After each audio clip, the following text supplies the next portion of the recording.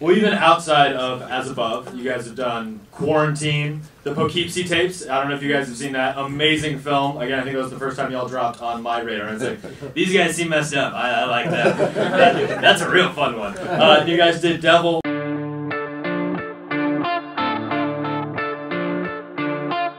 Just a little background before we kind of dive into this. You guys are from Minnesota originally. I know a little bit of your backstory, but for those who don't, how did you end up in Los Angeles torturing all of us with your visions? Well, we started off. Is this on? Yeah. Can you hear me? Yeah. Okay.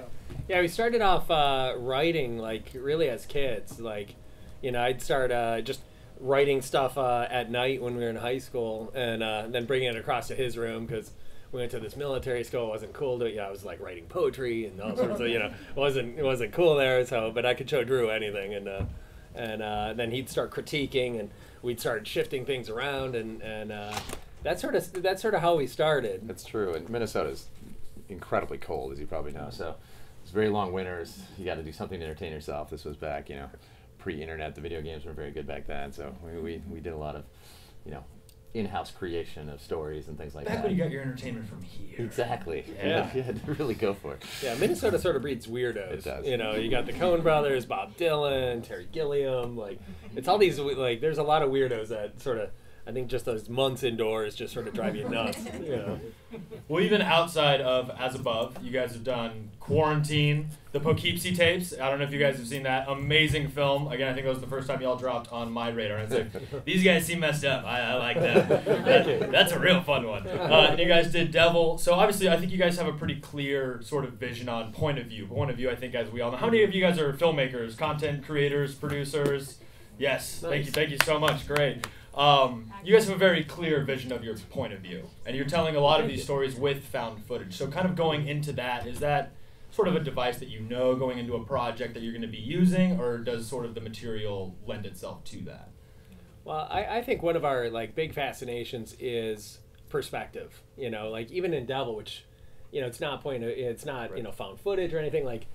People kept asking how are you going to keep the elevator interesting in that? And what we did was, for every scene, we tried to pick a character whose scene it was, and then sort of show a close-up of them and then what they were seeing. And in doing that, it sort of roots you in that character's point of view, and you're not getting information they're not getting. And I don't know, there's something, we just did another film called The Coup that that we're just finishing right now. And it's the same thing. It's a family caught in a crisis.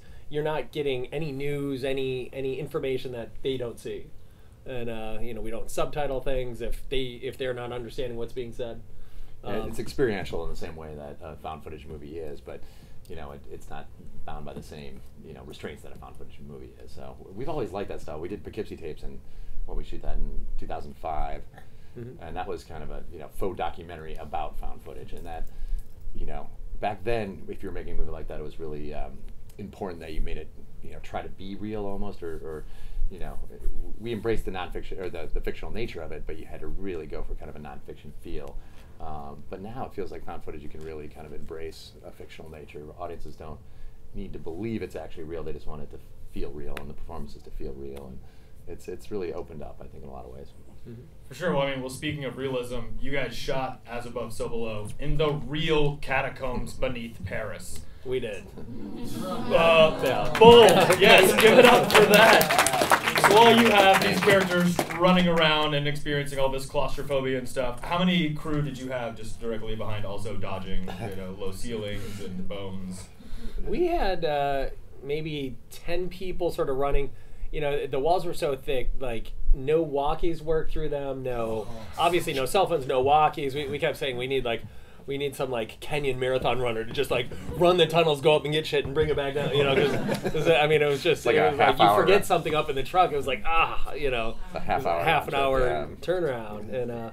And our wireless monitor to watch the takes was it wouldn't go through the walls or anything. So we had to run behind the actors anytime they were running down the corridors, and we'd we'd use it for light. We couldn't have our headlamps on, otherwise, you'd see us in the background. So we'd just put our arms up like this and run full sprint like through these corridors. And we all took divots in our heads, and there's people with neck braces on at the end of the shoot. You get the whiplash from like hitting your head and like that.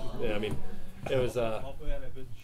yeah. They made us get insurance. It was in France, France. It's Lock and Eddy Hospital. We'll take care of you. Yeah, you guys did As Above in Paris, or underneath Paris, and The Coup you shot in Thailand. Before I'd seen this film, I was like, these guys are just globetrotting. Yeah, we'll write a movie in Thailand. And then I saw this, like, they were not experiencing Paris. No. Everyone's like, oh, life must be rough. Summer in Paris. It's like, well, 5 stories underground. It's actually freezing down there. It was like, 30, 40 degrees. So, yeah, so it was a dark summer in Paris. Yeah. But we do it for the art. But Paris is still amazing. I was still, yeah. Can't complain still. It's a great place to shoot. And, part of it, shooting found footage, it was partially like, function too. Like you couldn't shoot standard, like setting up lights and, like you just couldn't do it in the normal way. So, we had the actors light it themselves, which is dangerous, but it worked. It worked. It feels real. We had the actors shoot like that last scene when they're all standing around the hole right before jumping in. Like, Scarlett is actually, the camera she's holding is the only light source, and that was the point at which the DP, like, I kept saying, like, push it harder, and that was the scene. I was like, are you sure? Like, that's it? Like, this is like a key scene. He's like, come on, now you're, this is radical. It's this French TV. French this is radical. And I was like, all right, and it looks, it looks real. It looks really, really amazing. And sort of embracing some of those imperfections is. Quarantine, we were much more, precise, and it was our first studio film. I think we were a lot more, nervous, and we were a lot more precise about where the camera was. We had the F-23, which was just a hog, and on this one we're like, let's embrace the accidental nature of the lighting, and let's really just see where the where the lighting lands, where the camera lands, and our DP, we had him do something different every take, so every actor was always ready for a close-up, or always in it. They could never take a single take off, because it might be their close-up on that take, and that was fun for them too. It was like an action sport. Yeah, that brings me to an editing question, of which we'll get to more in a little bit. But whenever you're doing this found footage stuff, I mean, I think all of us, if we've been in an edit room and trying to stitch stuff together, you always kind of have that moment where you're like, I don't have that shot. Oops. Oh, yeah. Yes. How many times did that happen? Because clearly, I mean, if you're really you're just running and gunning and making it happen in the edit bay, I mean, you're stitching this stuff together, and like you obviously don't have like your shot reverse. How much of a challenge is that to just try to, I mean, you're trying to effectively tell this story, but you don't have coverage of these things? Yeah, that's true. I mean, I like to tell people, like, for me, the darkest time in filmmaking is the first 2 weeks of editorial. Because you're watching the dailies, you're like, I'm rocking this shit, and then you get into editorial, and the first 2 weeks you're like, I just blew it, and then it's just putting the screws to it. You go through this depressing zone, and then you say, Elliot, our editor, you're like, Elliot, you got to fix this. You got to save us. Well, it's amazing how much you can shape, a movie in editorial, and how much you can shape an actor's performance in editorial too. It really, it can go a long way. I mean, you can, we had one actor that came off initial cuts was, kind of a dark performance, a good performance, but dark, and we literally just, over the course of 4 or 5 weeks, turned it into like a really, upbeat, totally different tone, completely, just based on. At times, cutting him like syllable by syllable. Yeah. Like, I mean, we really, got in there. But yeah, editorial is kind of an amazing process, and you have to have a lot of patience. But I really think so much of a movie is made in post. Absolutely. Well, I think I don't want to speak for everyone, but we all just watched a pretty amazing horror film. There's something about the horror genre that just has this gravitational pull. I think for audiences and filmmakers alike. Obviously, we're in the midst of our Halloween season here at the Space. There's a lot of really cool horror and Halloween stuff being shot right now. What is it for you guys that draws you into horror? The first project you made was a comedy, right? Sure, yeah. They're not too different, horror and comedy. No. Setting up a surprise and then switching it at the last second, and that's that's comedy, that's horror, and I really think everything you need to know as a filmmaker, you know, the bones of horror, like, you know, it's suspense, it's timing, it's and I think once you have that, and you know, pathos, like you have to care about the characters to really care, you know, like you have to really not want them to die to make it matter, really, you know. And you can do really surreal, strange things in horror. Like this movie's so, you know, bizarre, and like in a non-horror film, you're you know, it would be an art film almost or something. You know, there's a certain level of artistry that you can attack in a horror film that I don't know, that you couldn't in other films. We love using comedy actors too. That's a thing we go back to all the time. We, you know, actors that are really skilled in comedy, we feel can do just about anything. Yeah, because they're not too worried about, like, you know, they'll cry with like snot all over their face, and like they don't care. You know, they're used to putting on funny wigs and being silly. They don't care. Whereas, you know, a lot of times, you know, a lot of actors get scared of looking, you know, like they become too self-conscious sometimes, and comedy actors are awesome. You know. Yeah. All right, so let's get into a bit more of the editing for suspense portion of our evening. You guys said that you're currently in post for the coup. Yep. On all of your projects, just in general, how involved in the edit process are you? Extremely, yeah. We're there all day, every day. Yeah, the first two movies, the comedy and then the Poughkeepsie tapes, we edited, and then the Poughkeepsie tapes, at the very tail end, we did like a little reshoot right before premiering at Tribeca. And we brought in this editor, Elliot Greenberg, who has done everything since, and he's like our third brother. So the three of us sit there and like argue, you know, like an old three-way married couple, I guess. Three's a good number though. It's just the two of us. We might have some stalemates that we can't get over. It's good to have a third, and that. And he's a great cutter, but he's a really good perspective in terms of performance and in terms of pacing. And, so yeah, we hash it out. We're there. We're extremely involved in it. And generally, like, if Drew has a problem with something, or Elliot does, or I do, like, we all listen to each other. And, you know, if you know, like, Drew is very conscious of hand acting. Like, if someone has a coffee cup that doesn't have coffee in it, you know, Drew, like, it drives Drew crazy. You know, so Drew's all about the hands and feet and wardrobe. I'm all about the hair, and he's a hair guy. Yeah. So Drew, you look at the bottom part of the frame, you just have the top. Yes, exactly. If you both do your jobs, you got a great movie. There. I swear, on As Above, every take, you know, Purdy, the lead actress, John would come up and touch up her hair every single take. It was good though, because she had but it didn't hair. distract you guys. No. Like, like it did the same with You Owen did Wilson. same thing Owen Wilson in Thailand. Yeah. There was that one flyaway. It just took me out of the movie. There's seriously takes you can't use because there's some hair issue that you just can't handle. No, you gotta protect your actors. Post-production's a fun world. Well, I think we actually have some clips from some of you guys' other work. This is a clip from Devil. I think we'd just like to show this and just have you guys sort of walk us through the thought process, more on the editorial side, what you're sort of trying to accomplish and how post sort of helped bring that to life. Okay, this is in Devil. 5 people get trapped in an elevator together, and we wanted to give the feeling that they were predestined to be in the space. And so this is, I guess this is less of an editing thing. This is more blocking, more, you know, conceptually, like, you know, it was almost, I'd say, edited in pre-production, where, you know, we went and walked this floor, this walk over and over and over in pre-pro. And we actually moved one of the walls so they wouldn't have to walk too deep, because we're like, oh my God, this guy has to walk forever to get over here. So we're like, okay, can we put up a big giant fake wall? And they're like, no, we can't afford it. And we're like, but we need it for the shot. And you know, we traded other things. We traded a crane day or two. And well, you'll see we want to keep it in a one or two, so that's why we couldn't, you know, just jump ahead through the whole lobby.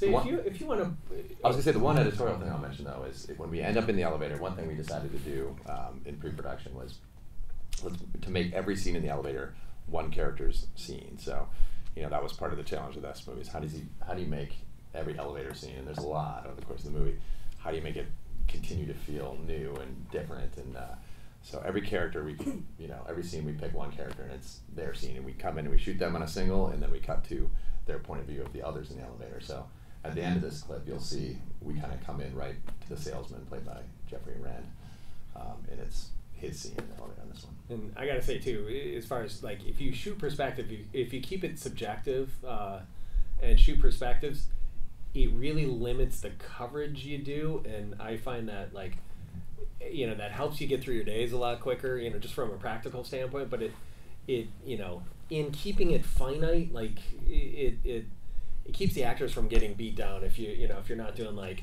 close up, wide, medium, like eyeline, if you're not doing all that stuff, like if you really keep it precise and sort of minimal, sometimes you find yourself in post going like, I should have done one more whatever.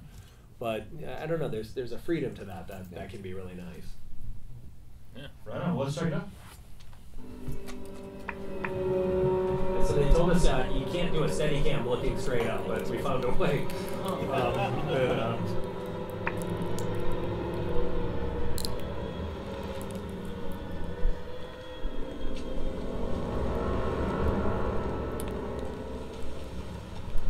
then we had the composer do these low sounds of each one of these guys, just to give you a sense of he's important. So he crosses you through. And then that wall straight ahead is fake. We moved, to move that in. Awesome. Otherwise, there's 4 of these things. It's just too many.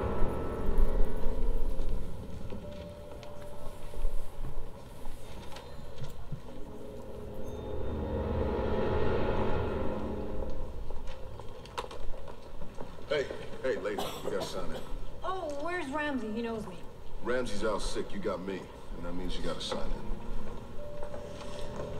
I mean, do I look like such a threat? Don't blame me. They got procedures. Keep dreaming, dog.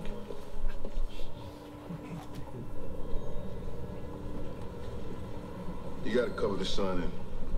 Some lawyers on 39 need this right away. Well, you're not taking the stairs again. Well, what else am I going to do to stay in shape? To 39? Just get on the damn elevator. So then here we cut this cut. We're now on stage. Can squeeze in? No. And we wanted to have this, right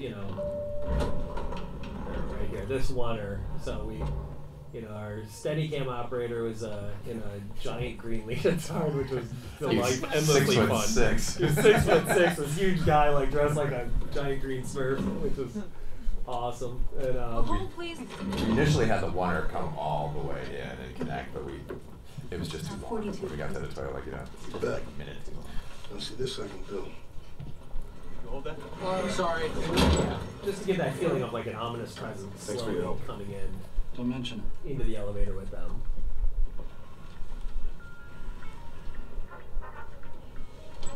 And here we kind of establish the style of, picking whose character scene it is. And so this is his one view, and then back to his single. It just helps to make it really personal, and you feel like you're him for a moment.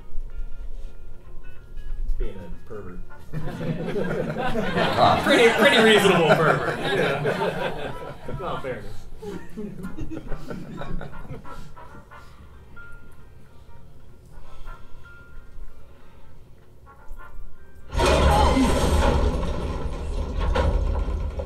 This is not good.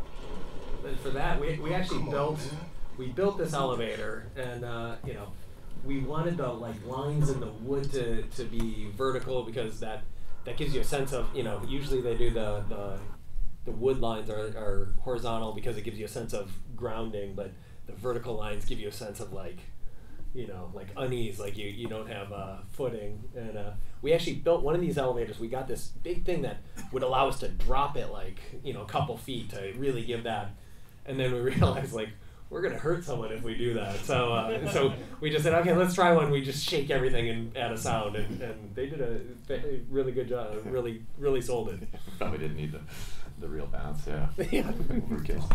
Yeah, but if you can get it, Might as well. you're right. I mean, a scene like that really goes to show that the editing of a piece does not just necessarily happen in post-production. Having these long Steadicam shots, how just immaculate were storyboards. I mean, it has to be more than just note cards. You're editing this thing before you shoot it, basically, right? Yeah. This one was heavily storyboarded. Yeah. We boarded this maybe the whole I think we did pretty much the whole movie. We were making the movie with M. Night Shyamalan too, who was in Philadelphia, and of course, you know, he wanted him, you know, he was not able to come up to Toronto, and he was a producer on it, and he wanted to see, you know, kind of what the movie was going to look like throughout, so that was one way that we could keep him in Philadelphia. Yeah, and the use of just those like little low tones every time you introduce a new character, like I just really love that steady cam shot, and like just little reminders to the audience, or even just nudges since it's the first time we're meeting them, just like you said, this character is important, this character is important. How much is that, especially for suspense and for horror, like music plays such a great role, but like you said, this is not found footage. It's something like As Above or Quarantine, you don't kind of have the luxury of adding your little low drones and tones. How do you sort of approach stuff like that? And found footage, you just find ways to kind of make it diegetic, non-diegetic? Oh, film school was so long ago. Oh, yeah. Real sounds. Real sounds. We want real sounds. You know, we like to say with Quarantine we did no score, and we kept saying we want to score it with sound effects.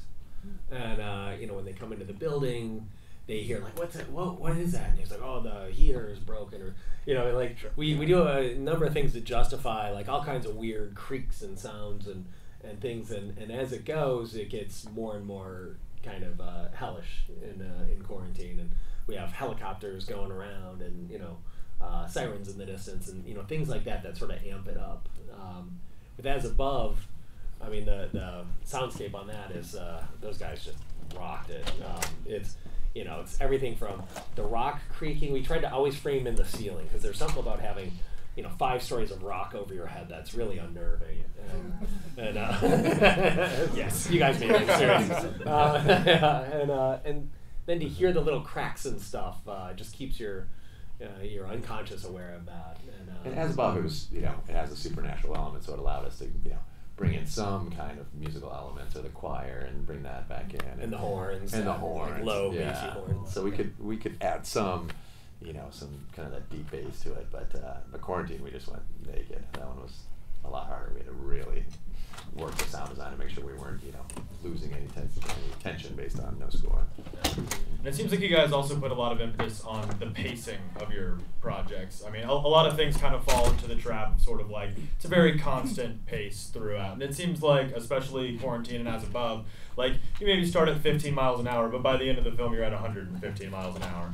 And it's just relentless. How much of that is formed in post-production, or how much of that, I mean, obviously it's planned before.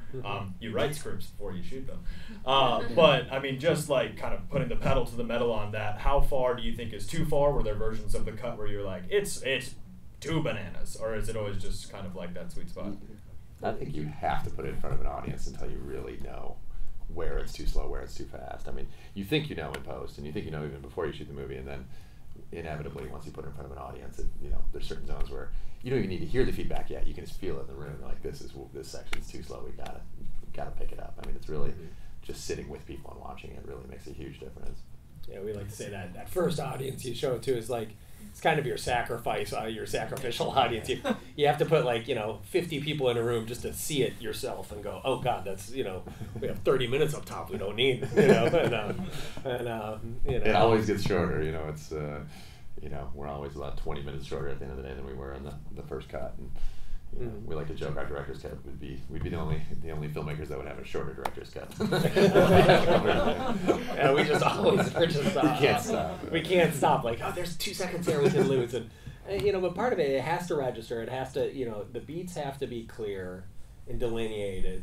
Otherwise, it, you know, I think it's too quick when it just becomes a mishmash of stuff. You know, it has to like, this happens, then this happens, then this happens. But within that, the time it takes someone to, I don't know, pick something up you can get around, or the time that, you know, little things like that, and that adds, you know, it can really add to the pace of it. But yeah, we go through literally second by second, and you know, Drew, Elliott, and I, and the 3 of us, like, we'll usually do our first test screening, then we you know, get depressed, and then we like get together. We go like literally in 5-second chunks through the entire movie and say, what about this shot? Can we lose a couple frames off this? Could we?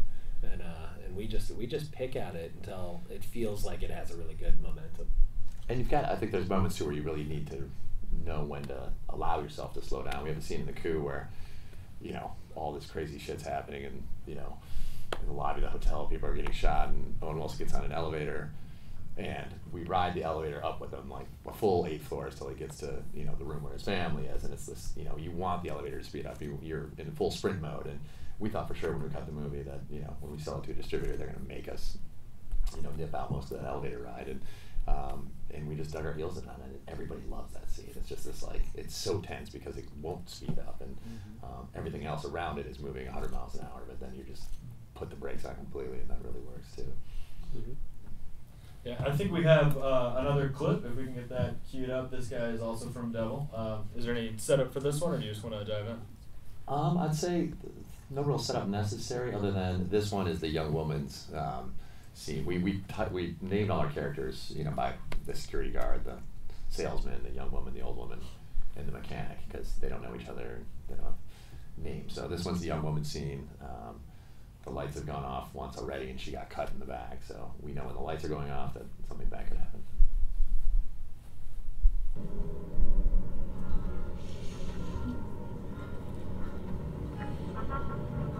Keep him away from me.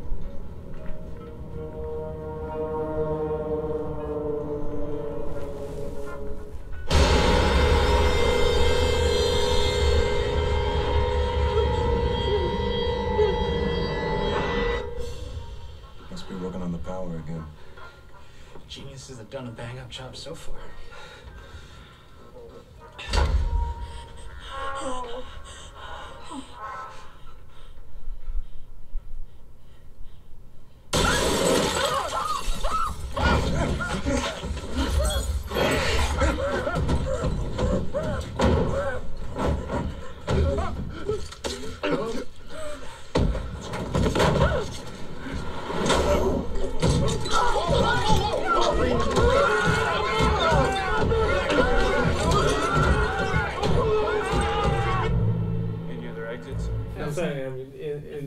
In some of these scenes, like, I remember an editorial where, like, you know, we had like 3 seconds of black, and they were like, let's make it crazy. Let's make it like 15 seconds of black, and see, you know, let's see what the sound designer can do.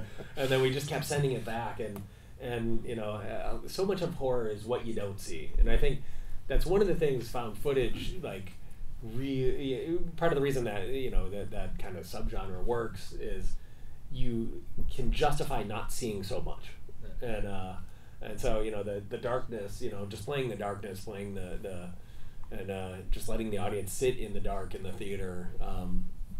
We had a lot of fun playing with that. We did. We actually, this is the only PG-13 movie we've made, and we actually had sound effects kickback from the MPAA during the darkness, like a gurgling sound, and like I'd never heard of that before. Them kicking back sound design. Oh yeah, and they kept kicking it back. It's too intense. Yeah. I was like, God, you're not. There's nothing like. We're leaving it up to your imagination. You're too intense. Exactly. Yeah. Thank you. Yeah. There's always, I mean, horror especially, like, you can have so much fun with sound and, like, playing those little moments where, like, obviously your imagination is probably way worse than anything any of us could put on screen. Well, maybe not you guys. I lost my train of thought. I just remembered a scene from As Above that freaked me the fuck out. I think we have another clip. We're going to go into Quarantine now, which is, if you guys haven't seen, what's wrong with you? This thing is bananas. There's no B. That was just me calling y'all out. Any setup for this guy? This is sort of the first attack. They've been called to this this apartment building. She's doing a kind of a fluff piece on or like kind of a reality show fluff piece kind of thing on the fire department. And we actually modeled. There's a 9/11 doc of these two French firefighting two French documentary filmmakers who were following firefighters on 9/11 and ended up in the towers, and I mean, just by chance. Just by chance. By chance, we're doing a documentary on the first unit to respond. And it's such a gnarly doc, and so we took a lot of that stuff, and like we studied that, and we tried to emulate as much as we could of that kind of feeling of, like, you know, I don't know what it is like to follow firefighters around. And this was, I will say too, from an editorial standpoint, we shot this entire sequence, and actually quite a bit before and after all as a oneer. So we shot like a 10-minute oneer, and then we ended up hiding cuts in post-production.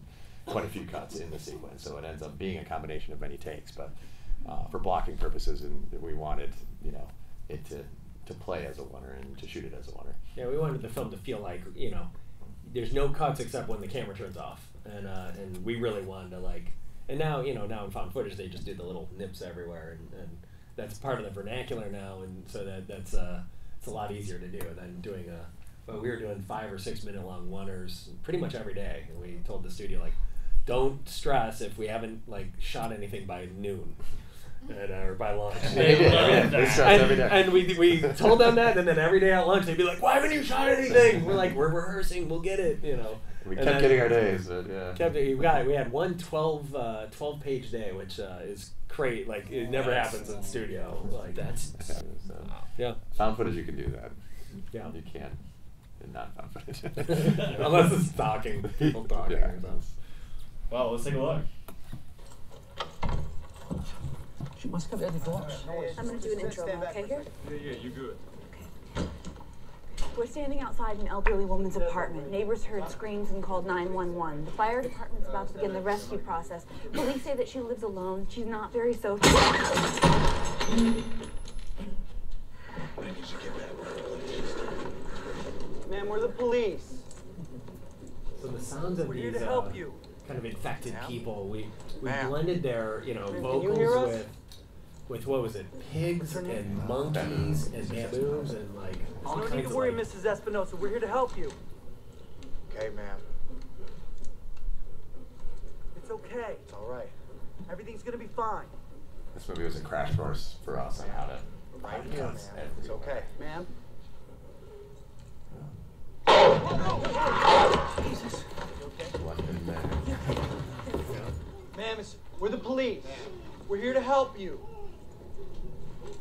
Ma'am, it's all right. Is there anybody else in the apartment with you? Any more animals? It's gonna be okay, man. All right. It's okay. All right? It's all right. Ma'am, it's all right. It's all right. Okay.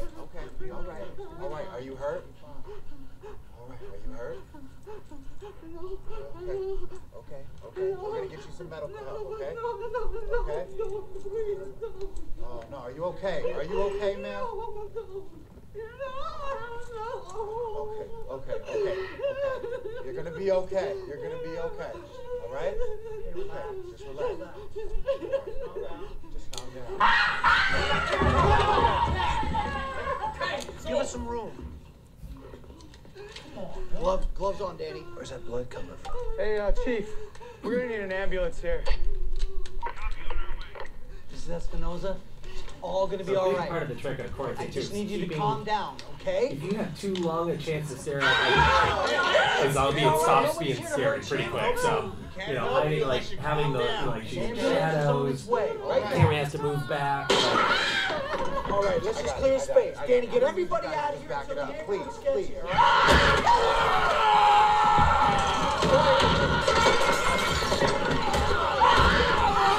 That's really her doing it.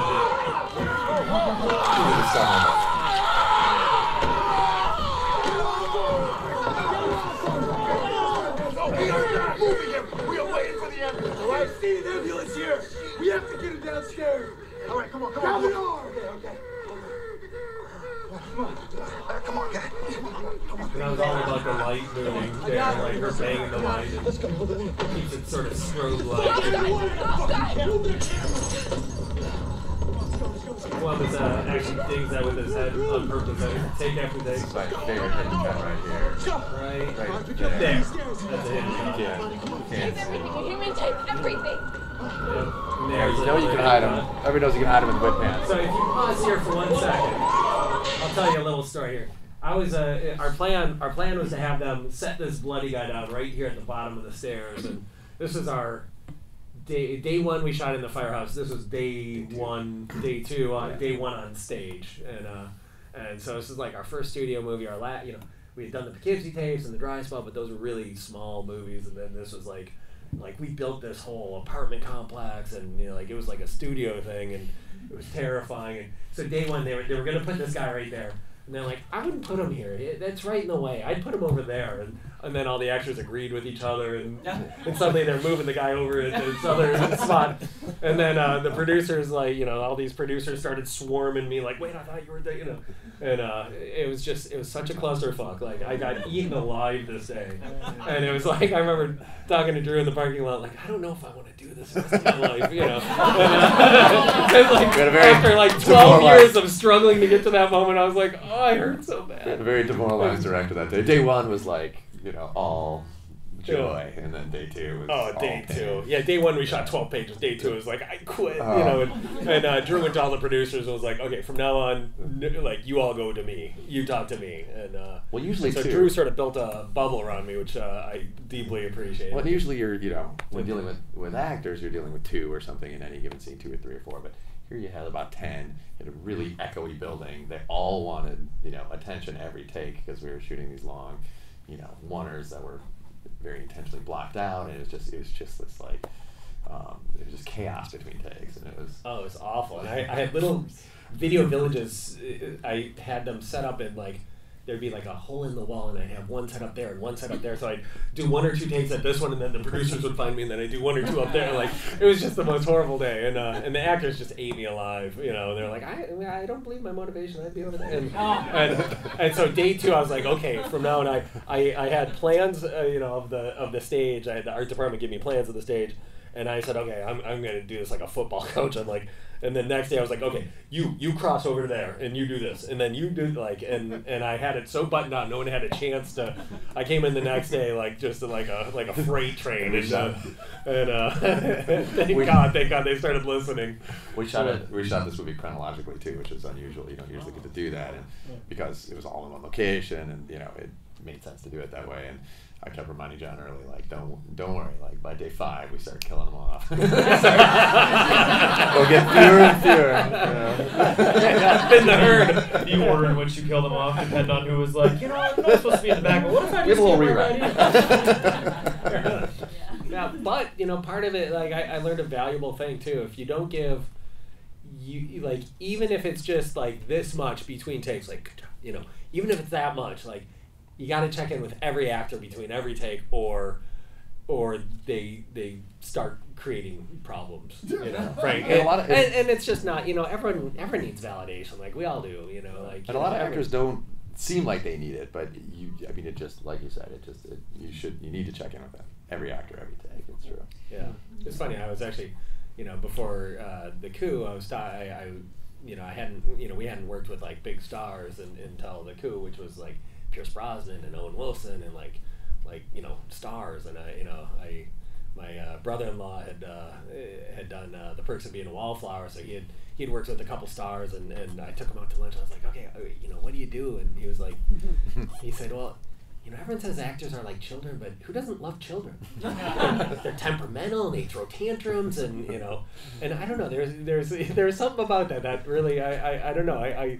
There's if you see it like that, I don't know. They're like, I don't know. Their heart is on their sleeve, and they're like the sweetest people. But and they've got the hardest job. They really do. Yeah, they do. They're the man in the arena. They're the ones who, people are like,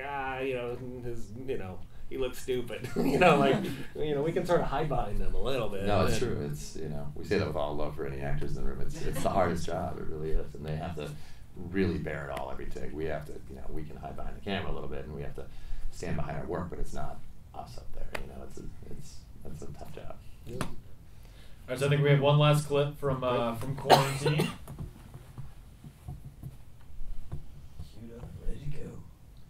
We'll set up coming up to, or you can play it. I think we can set it up as we go. Going with you. Wait. This elevator, we want to keep us in water, but we have the real actor, Dennis O'Hare, coming out, and then you'll notice when he ducks back into the elevator, he slips. You won't see it, but we call it a Texas switch. He slips through a trap door, and a stuntman dressed as Erick comes out and takes the dog. The door locked behind me. That was awesome. So that's the real actor. He comes out, ducks back, goes for a trap door, and the guy runs just like him. And I kept thinking it was him. I was like, wait, you got him! And he kept fooling me. I kept always cutting,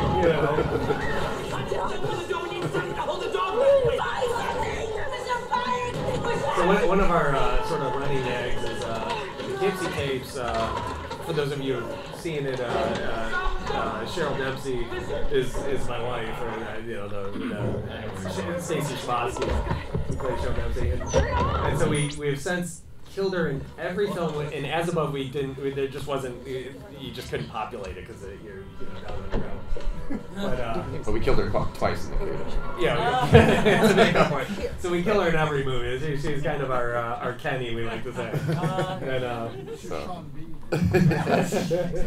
So you're gonna see her awesome scene coming up here. We said in all the found footage we've seen, we've never seen someone use the lens of the camera as a device. And we wanted to, give the camera purpose here, where it's not just just film it so people will know what happened. We wanted to give it, the light serves a function when the lights go off, and then here we establish it as a weapon, something that this guy can use to protect himself. Everyone's been evacuated. What? Why would he broadcast that? Why would he do that?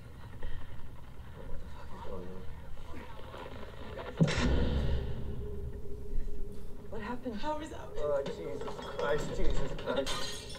What was that?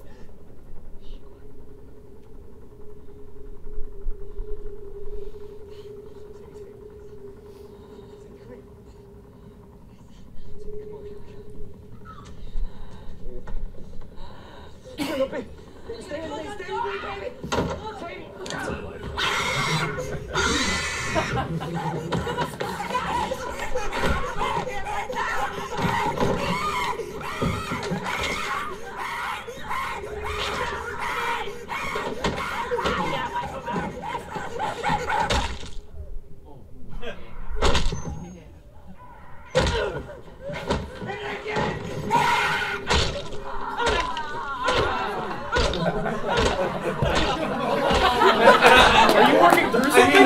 I mean this is love. A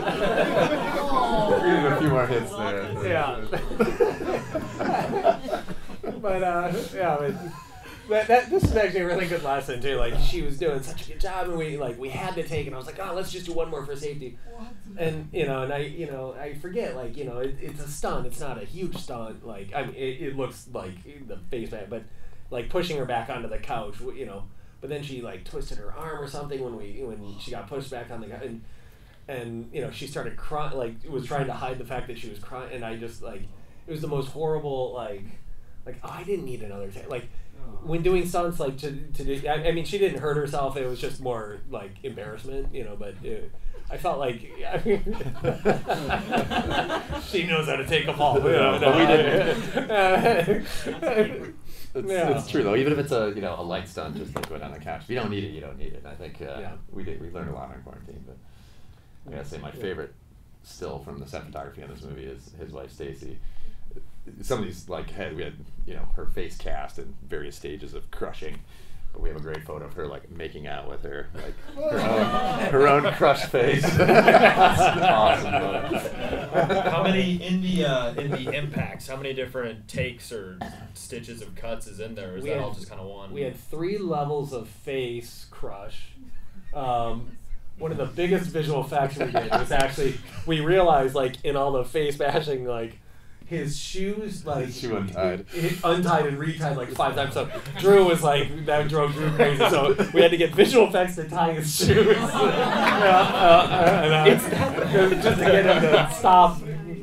I was no, don't ever see it. And, there's actually moments where the camera guy, and we did this in As Above too. The camera guy and the actor playing the camera guy would dress in the exact same clothes. There's moments in quarantine where the camera looks down and you see he has 3 feet. And it's sort of awesome. And then in France, we had this French DP who's, he's, pretty, he's French and he's fancy, and then to dress him like our character Benji, it was delightful every day. He'd show up dressed to the nines and then have to change into very American jeans and tennis shoes. And it was deflating. It was just funny every day. You took all the French out of it. Yes, we just beat the French out of it. We did. Well, I have one last question before I turn it over to you guys, and this is more. We're entered the YouTube space. I mean, YouTube is generally known, I don't particularly love this phrase, but the Wild West of filmmaking. Anybody now has a cell phone with a camera in it that shoots HD, and you got iMovie on your laptop. So theoretically, everyone can be a filmmaker now. Which but is awesome. It's great. It's great, but there's still something to help differentiate you from the herd. You know, I mean, just because everyone can do it doesn't mean everyone should, but if everyone is attempting to, what steps can we all take to just sort of help us separate ourselves from the rest of the pack? I'd say, learning to write, more than anything else. Like, over and over, we say, we couldn't get the jobs we can write our way into. Over and over, it's like, I believe, like the script of The Coup, we couldn't have competed as filmmakers to get that job. That's true.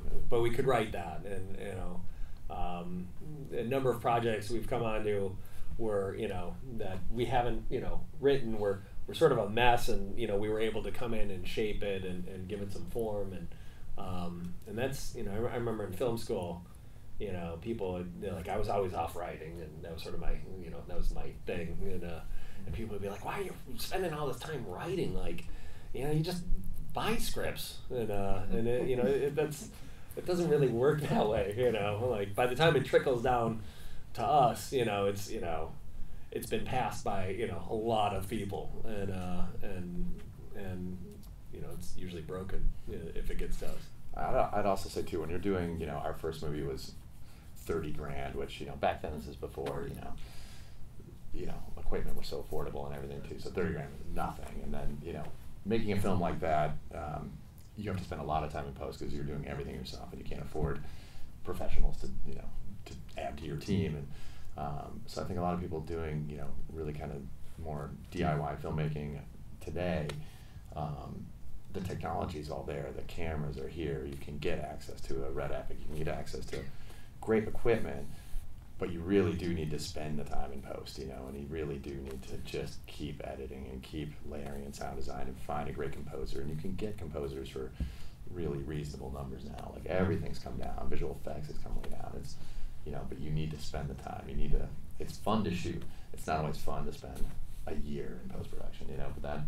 Yeah, what did we spend? 3 on the dry spell? 2 years in post. Movie, I guarantee no one in this room has ever seen, we spent 2.5 years on our $30,000 movie in post, and I literally was living in one room. I wrote, we worked on the script on one side of the room, and I slept in the middle of the room, and then I edited, I Apple on the other side of the room, and just, I spent years just hammering at that, day after day, and we submitted it to all the festivals and got turned down by all of them. We retitled it, recut it, and then submitted, the next year again, and thankfully we started getting some festival play that year. Yeah, Slamdance took us that year, and that was like our first break. But then Poughkeepsie Tapes, we were cutting that for a year and a half too. I mean, it's you can't really shortcut that process when you don't have a lot of money and don't have a team of 50. Yeah. But if you just don't stop, if you're just unrelenting, you just don't stop, eventually they just have to let you in. And listen to the feedback. The hardest thing, one of the things that it took some getting used to is really putting in front of, a room this size and letting 50, 75 people see the work you've done, and then just having them fill out cards and listening to it and seeing, if you're seeing 10 people mention one thing, like, it's an issue. It's a problem. It's a problem. You got to address it. Do not be precious. Like, we try to, with our scripts, for every 100-page script, we've probably written 200 pages we've cut, by the time we even shoot it. And then once we shoot it, then, we try to egg each other on to just stay unrelenting and just, keep rethinking everything and, until you can't. Mm-hmm. All right, guys. Well, it's time to turn it over to you. Just raise your hands if you guys have any questions. And one thing we do a lot of with the scares themselves, like if something, like if I'm gonna like grab Drew suddenly, we'll cut these frames out so things just sort of snap, like it snaps into motion. You just nip a couple frames off the top, and that sort of that can add a little like extra, give the audience a little jolt too. Yeah, speed ramps and frame removal, those are all fun tricks. But a lot of times it's, we don't totally know until we're in post, and we're the first test audience of where exactly what frame we put the scare at, and we'll try it, you know, every frame for like 15 frames in a row to see what works best, and it's always kind of a work in progress. Yeah, and to try and stay very sensitive to your own material and see what scares you, you know, because that usually translates, you know. Watch too many horror films. There you go. Anybody else? Very yeah. first movie. How long did it take to do the whole production in Paris? Our first movie? Yeah. Did you watch it from Above and... Oh, As Above. As Above. Oh, this one. Yeah, As Above, yeah, we were there for 3 months, and we 4 months. 4 months, 4 months, and we shot for 6 weeks. 6 weeks. 6 weeks. 30 days. And, 30 days shoot. Drew's more precise. I'm a little more like all over the place. Yeah, it was a 6-week prep, 6-week shoot. Right. Yeah, we shot 5 weeks underground, and then 1 week on like exteriors and stages. And what was your budget in that movie? It was $6 million. 6 million? Yeah, it was pretty small, all things considered, but it was the fastest thing we've ever worked on. We actually we were supposed to make the coup last fall, the year, you know, fall of 2012, and we had met with Legendary about doing this, and they said, you know, is there any way we could make the coup go away and do this now? And we said, no, we're all set to go in 2 weeks. You know, we've already got our locations and our actors are ready to go, and lo and behold, the financing, you know, the night before our flight, the financing imploded and the whole thing just unraveled. So we called Thomas Tull. I guess we're available for the next year. We called Thomas the next morning and said, how quickly can we get to Paris? You know, we'll write it now and immediately. And from that moment to delivering a director's cut was about 8 months. And so we wrote it, prepped it, shot it, cut it, and delivered it in 8 months. And then got on a plane to Thailand. Yeah, and then, thank you. Definitely a speed record. It was a crazy year. So we did 2 movies this last year. We did this. We spent 4 months in Paris, and then came back for 7 weeks. Did a cut of it, and then we went to Thailand. And it wasn't done. And then we did both on both, post on both at the same time. And so it's pretty crazy. Really pretty exciting year. You know. It was fun doing post on too. It's fun to, you know, spend one day on one movie and the next day on the next, and keeps it fresh. Yeah. So a curious fact, the quarantine, how you guys make that dog drool? He had some drool, but we wanted more, so we touched up in visual effects a little bit. Yeah. But he did have some foam. They put some sort of like Alka-Seltzer in his mouth. Yeah, we did that. What was that? Not Epsom salt. There was I forget the name of it. Yeah, that foamy stuff. You know, the special effects makeup guys were like, oh, this will, yeah. Airborne. What's it? Yeah, it's basically that, and it was really salty, and it was just like, so we had all these actors drooling all over the place. It was really fun, but the dog, you couldn't go too far with the dog on that, so we enhanced it a little bit. We enhanced that visual effects. Yeah, we got space so this isn't about editing or anything like that. So there's Poughkeepsie tapes. Is that set in Poughkeepsie, New York? It is. It is. Okay, I used to live there. Oh, nice. Did you film there? We filmed 3 days of establishing shots there. We didn't bring any actors there. We shot it here in LA. Well, what made you pick that? I'm sorry, just trying to be nuts. Just the name.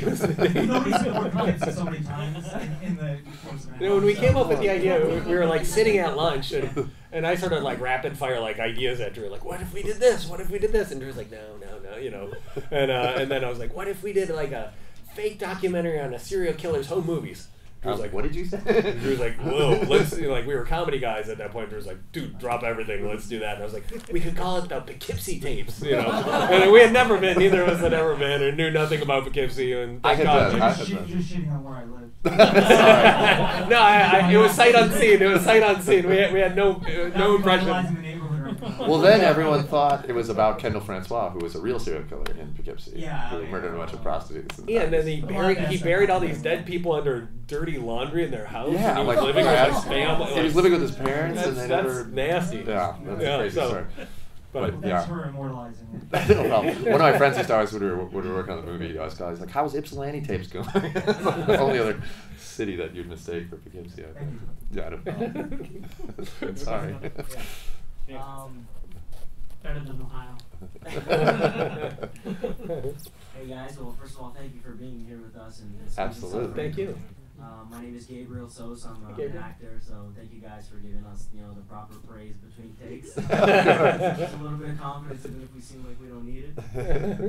My question to you guys is, it seems like you guys have sort of trailblazed your own path. You did, the Poughkeepsie tapes, and you sort of have found, niche with the found footage stuff, and you sort of reinvented that. And I just wanted to ask you guys, what do you see in your horizon? What are some of the projects that you guys want to work on? Do you want to keep perfecting this style that we've seen sort of consistently from Quarantine to As Above, So Below? Or do you guys want to completely flip it and do more comedic stuff again? Where do you guys see yourselves, going in the next couple of years, or as you're going to have more and more opportunities? Yeah, thank you. Yeah, I think frankly, I think right now we're sort of reaching a moment where we're feeling like we want to pivot a little, and we just did The Coup is a thriller. It's like it's not a horror film, and it's like this family caught in this horrible situation, and there's little kids and husband and wife, and there's all this drama to really dig in on, and we had a real chance to dig in on a couple moments that like get people choked up and that was so fun to not doing horror has been amazing, and I'm sure we'll come back to that sort of forever, but there's something in not being bound by like, oh, we gotta make sure we have a scare somewhere in here, like to not be bound by that. It was sort of freeing to be like, okay, we can sort of shape this how we want, and so I can see us doing more kind of dramatic thriller. Yeah, there's still a real common thread there with a family in a crisis where family is somewhere, something happens, and it's crisis mode. So in a way, there's still a common thread with The Coup as previous movies, but like Sean said, there's something really fun about the thriller genre, the not being in found footage. We love found footage movies. It's fun. They're fun to make. They really are. But The Coup is a lot of fun to make too, and that feels like a jumping off point to other movies. That was probably the hardest movie, including our early ones. It was probably the hardest movie to finance. We were working on it for 7 years. Unlike As Above, it's the anti-As Above pace.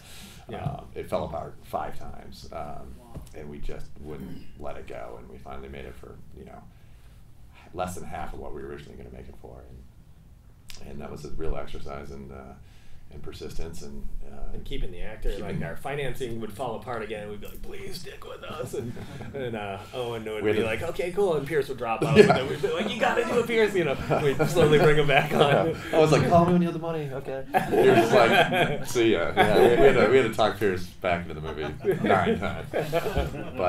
But they love the script, and they're all really happy they did it now. And I don't know, that movie, we were in Thailand. We had no other producers there. We were just on our own making a movie with these big actors. It was really, I don't know, felt like a much, even though it was same budget range as Quarantine and Devil, it felt a lot bigger, and it felt like a new big step for us. Was that budget level in Thailand is like, we had 3,000 extras. And, I mean, we went crazy. It was awesome. Like we had like wars and we burned a building down, but that wasn't accidentally.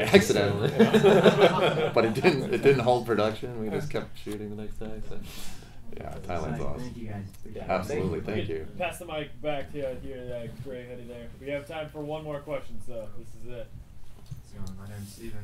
Hey, Steven. Being here as well. I'm also a filmmaker. I wanted to ask you, in terms of all the satanic intricacy, how much of it was from scripture or books you found, or like the man in the hood in the chair? Are you the type where it's like, oh, let's put a crazy guy, or did you find that somewhere? Because sometimes I'm like, oh, where'd you get that? And they say, oh, we just thought it'd be cool. So I was very impressed with the level of detail of all of the evil, and it wasn't on the morbid horror movie, oh, this is satanic type deal. It was like brilliant. Well, thank you very much. That. Yeah, we one of the for the hooded guy, like we sort of this project more than anything else, we were like, okay, it's moving so fast, we have to sort of stay intuitive, we have to see what it wants to do and what it wants to tell us, and we didn't have a chance to storyboard the whole thing like we would normally, and so it gave us a more improvisational kind of manner to shooting stuff, which we then actually took to The Coup. Even though we had storyboarded The Coup, we're like, let's adapt some of that, But like the hooded figures, for example, we went into this. One of the location scouts is, it's 5 stories underground, and it turns out this space was used for cloistered monks, 500 years ago, and they still had some of the monk like outfits down there, and there was one that was sort of like behind a wall, and so as you pass it, you'd see it out of the corner of your eye, and you'd be like, fuck, and everyone would do that. Everyone, like, I'm sure that's why they had it there, because they did that.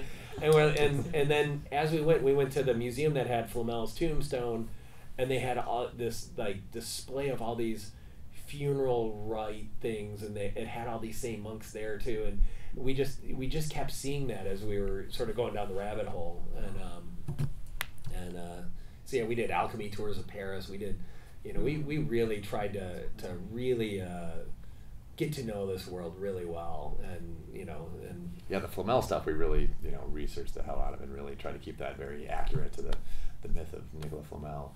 The satanic stuff we kind of, like John said, we kind of let it come to us a little bit and really kind of try to figure out what it wanted to be and what the space told us to do.